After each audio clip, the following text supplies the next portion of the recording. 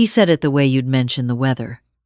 Casual, unbothered, standing in the doorway of my own kitchen with his coffee mug still in his hand, like what he was about to say was perfectly reasonable, like he had rehearsed it enough times that it no longer sounded cruel to him. Mom, we need you to think seriously about putting the house up as collateral. Nicole's situation isn't going to resolve itself. The bank needs security. This is the practical thing to do. I was standing at the sink. I had just finished washing the breakfast dishes. His dishes, her dishes, and I had a dish towel in my hand. I didn't say anything. I turned off the tap. I folded the towel over the handle of the oven door the way I had done every morning for 31 years in that kitchen. And I looked at my son. He looked away first. I want to tell you that I was surprised, but I wasn't. Not really. When you've been watching something come toward you for a long time, the moment it finally arrives doesn't shock you. It just confirms what you already knew. My name is Carol. I'm 63 years old. I lived in the home my late husband, Robert, and I bought together in Hamilton, Ontario, in 1991. Robert passed 4 years ago. Pancreatic cancer. 9 weeks from diagnosis to the end. The kind of loss that doesn't leave room for preparation, only for endurance. After he was gone, the house became something different to me. Not just a building, a continuation. Proof that the life we built together had been real. My son Daniel is 38. He's smart. He always was. The kind of boy who could talk his way through anything, who charmed his teachers and his coaches and every girlfriend he ever brought home. I was proud of him in the way mothers are proud when they haven't yet seen the full shape of what they've raised. He met Nicole 4 years ago, 6 months after his father died, as a matter of fact. She was 34, ran her own e-commerce business, and had a confidence about her that I initially mistook for competence. She wore expensive things and spoke about money the way people do when they've never really been without it, casually, carelessly, as if it were simply a resource that replenished itself. They married quickly. A small ceremony in Niagara-on-the-Lake. I wore the blue dress Robert always liked. I smiled in every photograph. I tried in the beginning. I genuinely did. I invited her to things. I asked about her business. I kept my opinions to myself, which is harder than people realize when you've spent 30 years forming them. But Nicole was not interested in building anything with me. What Nicole was interested in was information. How much the house was worth. Whether Robert had left a will. What my pension covered. She asked these questions the way someone maps a territory before deciding what to take from it. 14 months after the wedding, they came to me with what Daniel called a temporary situation. Nicole's business had collapsed. This part I pieced together gradually because neither of them was forthcoming about the specifics. From what I eventually understood, she had overexpanded during the pandemic years, taken on inventory financing she couldn't service, and ended up with approximately $340,000 in combined debt, a mix of a business line of credit through a major bank, 2 maxed personal credit cards, and what I gathered was a private loan from someone who was not a formal lender. Their condo in Oakville had been sold, not seized. Daniel was careful to say sold, as if the distinction mattered, and the proceeds had gone almost entirely to the secured creditors. They needed a place to stay. I said yes. Of course I said yes. He was my son. They moved in on a Saturday in March. Daniel brought the boxes carefully. Nicole directed him. She walked through my house the way a property assessor does, pausing in each room, taking it in. She stood in the doorway of the main floor bedroom, the room I had set up for them, and said it was fine.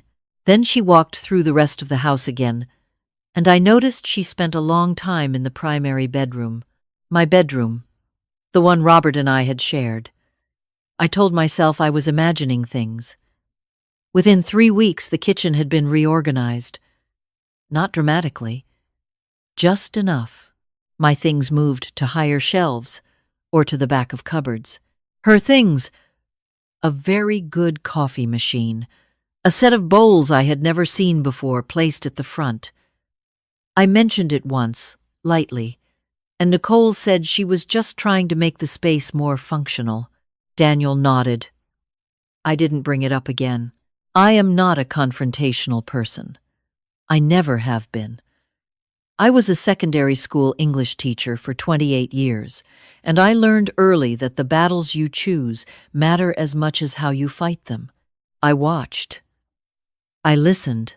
I did not tell Daniel everything I was thinking, because I had learned over many years that when a son has to choose between his mother and his wife, the mother usually loses, and I did not want to lose my son. But I was watching. I want to be very clear about that. I was watching everything. By June, Nicole had taken over the dining room table as her workspace. She had started a new venture, some kind of product, reselling through a marketplace platform, and there were packages and labels and a thermal printer set up where we used to eat Sunday dinners. When I suggested she move the setup to the spare room, she said the lighting was better downstairs. Daniel agreed with her. I ate my meals at the kitchen island. She started referring to the house as our place when she was on the phone. Small thing, probably nothing. I noticed it. She started accepting deliveries without telling me. Items I didn't recognize. A new shower mat. A different style of soap dispenser in the main bathroom. I found my things. A soap dish, my daughter-in-law, at some point deemed unfashionable. A small framed print from the hallway stacked in the basement, not broken, just relocated, as if my history in my own home was something that could be quietly archived. I am 63 years old. I have been through enough to know that some things cannot be waited out, but I also know that how you respond to a threat determines what the threat becomes. I had started speaking to my lawyer in April, quietly, without mentioning it at home. My lawyer's name is Patricia. She's been my family's solicitor for nearly 20 years. She handled Robert's estate. She knows me, and more importantly, she knows property law in Ontario the way I know 19th century literature, not just the rules, but the spirit behind them. I told Patricia what was happening, not as a complaint, as a briefing. She listened carefully, and then she said something I have thought about many times since. Carol, you don't have to wait until the fire is in the house to plan the exit. We had the first conversation about a family trust in April. By July, everything was in motion. I want to be clear about what a family trust is, because people often misunderstand it. In Canada, a properly structured inter vivos trust, a living trust, allows you to transfer the legal ownership of an asset, like a property, to a trust entity, while still being able to live in and use that property during your lifetime. The house doesn't become someone else's. It becomes the trust's. And the trust can be structured so that certain people, in my case, my daughter Anna and my 2 grandchildren, are the beneficiaries. The house cannot be seized for someone else's debt. It cannot be used as collateral without the trustee's consent. It is, in the most fundamental sense, protected. Patricia and I met 4 times between April and August. I paid for those meetings from an account Daniel didn't know, about a small savings account I'd kept separate since Robert died, money from the sale of his car and a few other things, sitting quietly in a credit union across town. I told no one, not Anna, not my friends, not a single person. In August, I signed the documents. Then I came home and washed the dinner dishes and didn't say a word. In September, Nicole asked me directly about the house.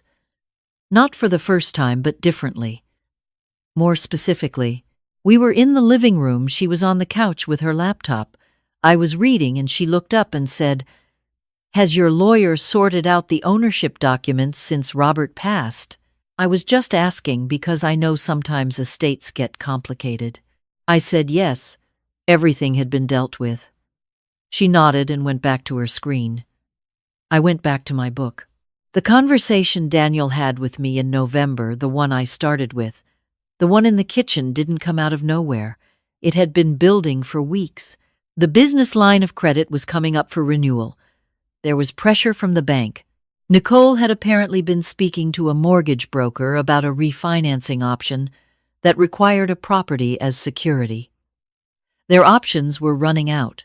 When Daniel said they needed me to put the house up as collateral, I asked him to sit down. He sat at the kitchen table. He looked tired in the way that people do when they've been carrying a problem they pretended wasn't there. I asked him how much. He said the amount was $320,000. I asked whose debt it was. He said it was joint at this point, that they were in it together. I said I understood. He asked me what I thought. I said I needed a few days to consider it. He looked relieved. He thought he'd made progress.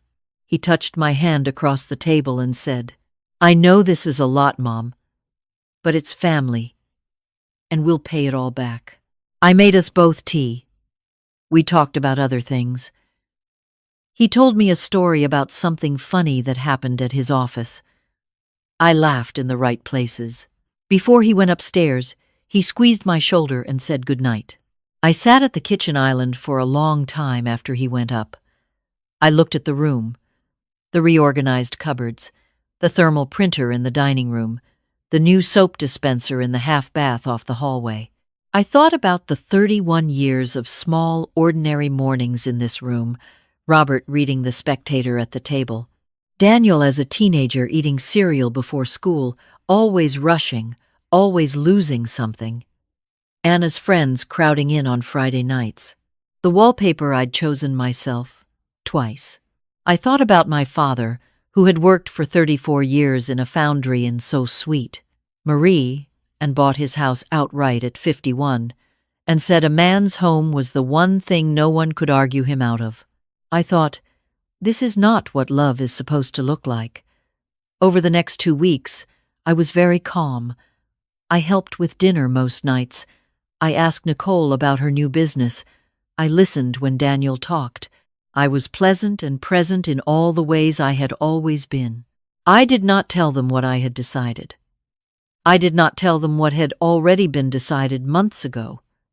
I called Anna. Anna is my daughter, 3 years younger than Daniel, lives in Victoria with her husband and their 2 kids. She and Daniel are polite to each other at Christmas and not much else. Anna had been worried about me since before I'd admitted there was anything to worry about. When I told her what had been happening, the reorganized kitchen, the bedroom, lingering, the collateral conversation, she was quiet for a very long time. Then she said, "Mum, what do you need from me?" I told her what I needed. I told her about the trust, which she hadn't known about. She cried a little. She said, "Dad would have done the same thing." I think she meant that as comfort. It was. I spent 3 weeks quietly. I found a 1-bedroom apartment in Dundas, about 20 minutes from Hamilton, on the 2nd floor of an old building with good light, and a small balcony that faced west. I arranged a lease. I arranged for a moving company to come on a Tuesday morning when Daniel would be at work and Nicole had an appointment across town. The Sunday before I left, I made dinner. A proper one. Roast chicken, roasted root vegetables, the cranberry sauce from scratch that Daniel had loved since he was 7 years old. We ate at the kitchen island because the dining room table was still Nicole's workspace. I watched them eat. Daniel had 2 helpings of the cranberry sauce and said it was perfect, the way he always did. After dinner, I washed up while they watched something in the living room. I took my time. I dried every dish and put each one in its place. I looked at the kitchen for a while. I went upstairs and I slept, for the first time in months, all the way through the night. Tuesday morning I was packed and gone before 8. I did not leave a dramatic note. I left a single envelope on the kitchen counter with Daniel's name on it. Inside was a short letter, not angry, not cold, that said I had made arrangements, that I was safe and well, and that my lawyer would be in touch within the week regarding the property. I said I loved him. I said I hoped he would understand in time what I had done and why. I said, the house is not available as collateral. It has not been for some months. I said, I hope you'll call me when you're ready to talk. I drove to Dundas with my 2 cats and 4 boxes and a very good mattress I had refused to leave behind. I made tea in the new kitchen. I stood on the small west-facing balcony and watched the afternoon light change over the escarpment, and I breathed in a way I had not breathed in a long time. Patricia called 2 days later to confirm that the registered letters had been received. I won't pretend I know exactly what happened in that house after I left. I wasn't there. And the sequence of events I learned later came in pieces, through Patricia and eventually through Daniel himself. But I know that he found the envelope Tuesday morning and called me 6 times before noon. I didn't answer. Not because I was punishing him, because I had said what needed to be said in writing, and I needed him to read it carefully before we spoke. I know that Nicole contacted a lawyer that same day to inquire about challenging the trust. I know that she was informed, fairly promptly, that a properly executed inter vivos trust in Ontario is extremely difficult to challenge, particularly when there is no indication of intent to defraud creditors at the time of transfer, and given that the trust had been signed and registered months before any formal collateral conversation occurred, there was no such indication. I know that Daniel called Patricia directly, something Patricia told me about with the particular tone she uses for things that surprised even her. He wanted to know if I had really done this. Patricia confirmed that I had, and that the house was legally held in trust for the benefit of my daughter and grandchildren. She was professional. She was clear. She did not apologize on my behalf. I know that 2 weeks later, Daniel and Nicole gave notice on the house. They moved into a rental in Burlington. I know this because Daniel told me when he finally called not 6 times, no voicemail, but a quiet call on a Thursday evening in early December, that I did answer. He was not angry. He was something harder to describe, quieter than I had heard him in a long time. He asked how I was. I told him I was well. He asked where I was living. I told him. He was quiet for a moment, and then he said, Dundas is nice. I said I thought so too. We talked for 40 minutes. He did not defend Nicole, which surprised me.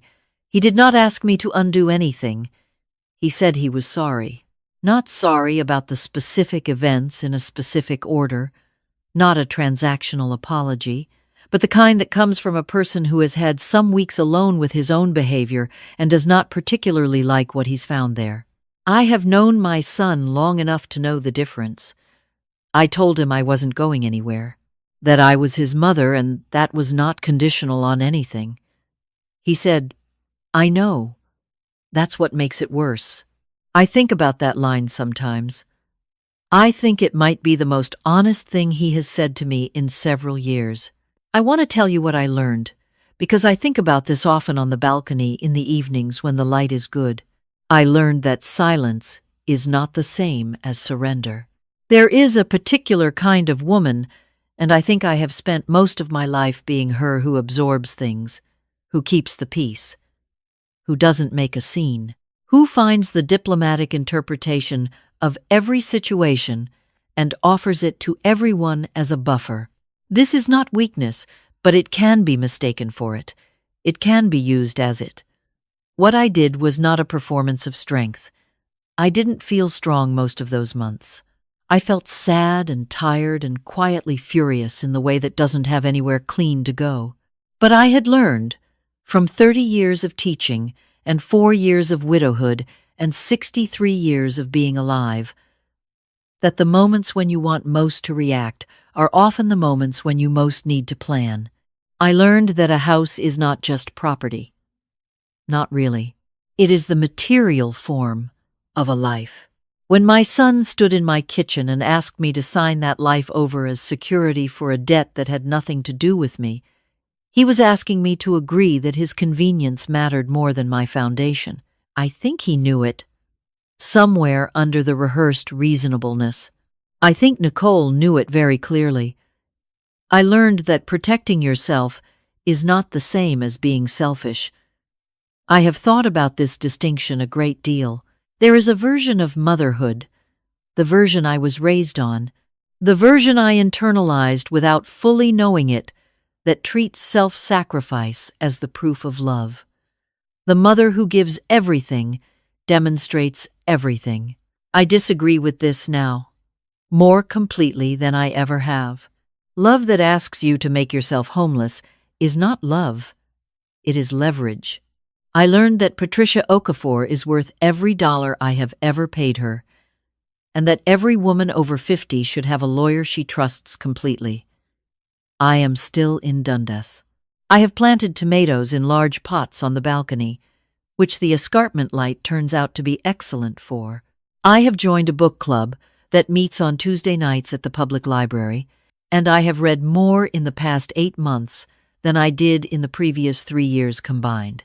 My cats have taken to the apartment with the philosophical adaptability of cats everywhere. Daniel and I speak most Sundays. It is slow, the rebuilding. It is not the easiness we had before, which I think was partly false anyway. A smoothness maintained by my willingness to absorb whatever needed absorbing. What we have now is more honest, more careful. He is figuring something out, I think, about who he has been and who he wants to be. I am letting him do that without commentary. Nicole and I do not speak. I don't know what the future of their marriage is.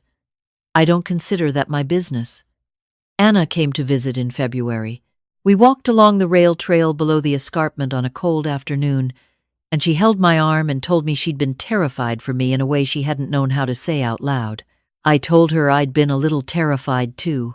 We went back to the apartment and I made soup, and we talked until past midnight the way we hadn't since she was a teenager.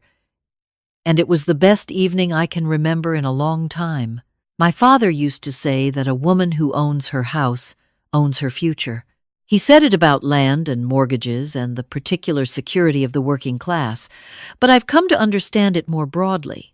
You can own many things and still not own your future, your time, your choices, your space in your own kitchen.